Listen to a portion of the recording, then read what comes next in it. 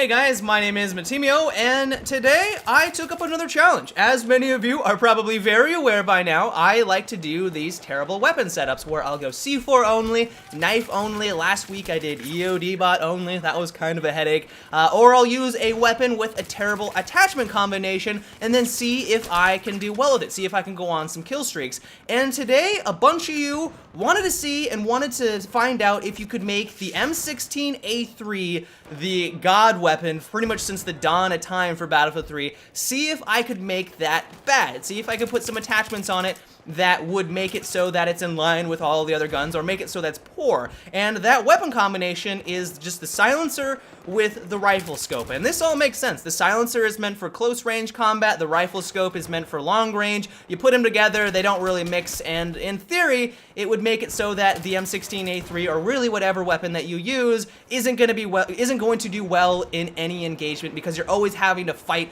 with one attachment over the other. But I have to say that even with those attachments, the M16 is still amazing. It took a little bit for me to get accustomed to it, but I was still able to go on these ridiculous kill streaks. I was still outgunning people, and it's simply because this weapon is just that good. And so I know a lot of people out there think, why didn't DICE nerf this more? Why did they only make those small changes, and why didn't they just nerf this into oblivion? DICE knew that this gun was really good. Why didn't you change it even more to put it in line with the other weapons? And while it's kind of funny to think that this gun was better a couple of patches ago, I think it was the Aftermath DLC, I want to say, at the same time, if they nerfed it to the point where no one wanted to use it, what would simply happen is that while people wouldn't be complaining about the M16A3, there would be some other weapons out there that people would start to complain about. It's just kind of the vicious cycle of first-person shooters. You make a small tweak here and there, you nerf one weapon, you buff one slightly,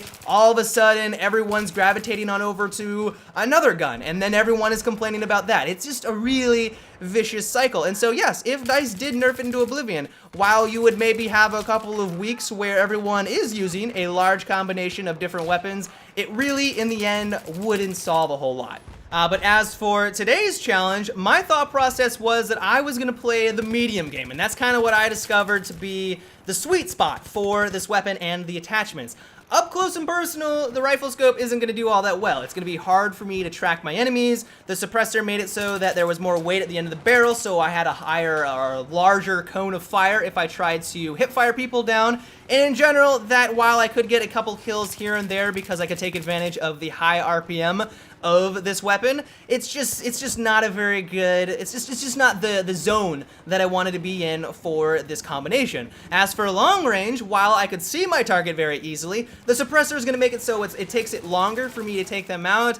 And while the M16A3 is great at pretty much every engagement, long range, it's probably its weakest. It's got a high RPM, the recoil, while I know a lot of people out there are very good at it, they've used it since day one, and they can account for it, and they can adjust for it. I haven't used this weapon in a really long time, probably around 6 months. I just simply do not use the M16A3, and so for me, it was kind of adjustment to try to take people out at those distances. And so the medium game just felt really comfortable. I could see my target easily enough, I could track them with the rifle scope, the suppressor wasn't a large hindrance, and I could take people out fairly quickly. But really, as long as I did that, as long as I played the medium game, I was fairly successful. I was able to go on some pretty awesome kill streaks. But don't get me wrong, because the combination of the rifle scope and the suppressor is terrible, and you put that on any weapon combination, it's going to make it harder, and the M16A3 is no different. So don't think that this was a cakewalk for me, because it wasn't. I had to spend a couple of hours to try to get gameplay for this, and the first hour was kind of a headache, because I was trying to get used to the recoil, I was trying to get used to the rifle scope, how I wanted to approach it, and you know, it took me a while to discover that the medium game was the perfect solution, and once I figured that out, I was able to do a lot better with it, but it was kind of a headache at first. This wasn't the hardest, this was nowhere near the hardest, but it wasn't the easiest challenge as well. But still, it shows that the M16A3 is an amazing weapon. You can put the worst combination of attachments on it, and you can still do very, very well. But that is about it for today's Terrible Weapon Challenge, guys. I hope you enjoyed. If you have a setup that you would like me to try next, let me know down below in the comment section, and also make sure to thumbs up the one you would also like me to try. But until tomorrow, guys, have a good one, and take it easy.